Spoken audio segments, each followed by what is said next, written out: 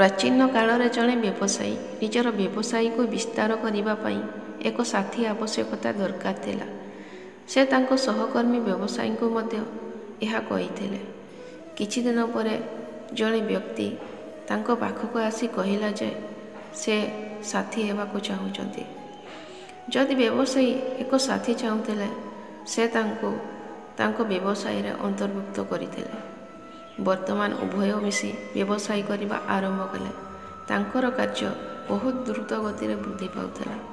दिने जेतेबेले व्यवसायी जड़े बंधु तांको भेटिबाकु आसिले से तांको साथी को देखिले। बंधु चिन्हि पारिले जे से जड़े चोर जी चोरी करे।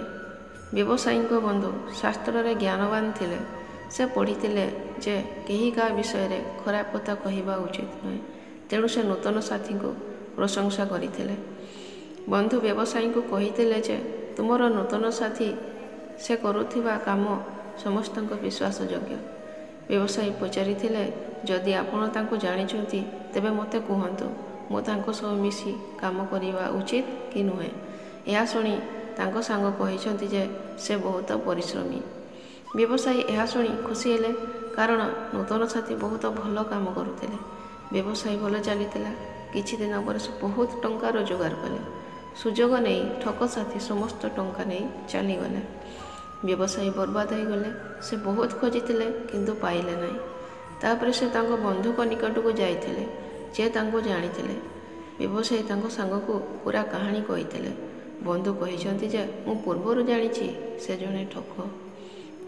व्यवसायी कहिला तुमे एहा पूर्वरु काहेकि कहिलो नहीं। तुमे सेदिन तांको प्रशंसा करुथिलो। मु केबे मिछ कहे नहीं। मु सत्य कहिथिली। से तांको कार्य द्वारा विश्वास जीतंती। से तुमर विश्वास जीतिथिले। मु जानिछि मंद कार्य करिबा उचित नुहे। सेथिपई से ठक बोली कहि नथिली। ज्ञानी बंधुଙ୍କ एहीपरि कथा शुणी व्यवसायी कहिथिले जे तुमर असंपूर्ण ज्ञान हेतु मु बर्बाद होइगली।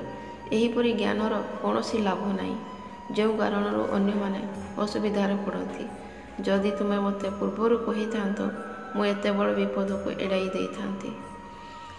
आजर वीडियो केमती लगिला मते निश्चय कमेंट करके जणाइबे एवं लाइक शेयर सब्सक्राइब करने को जमा भी भूलिबेनी। जय जगन्नाथ।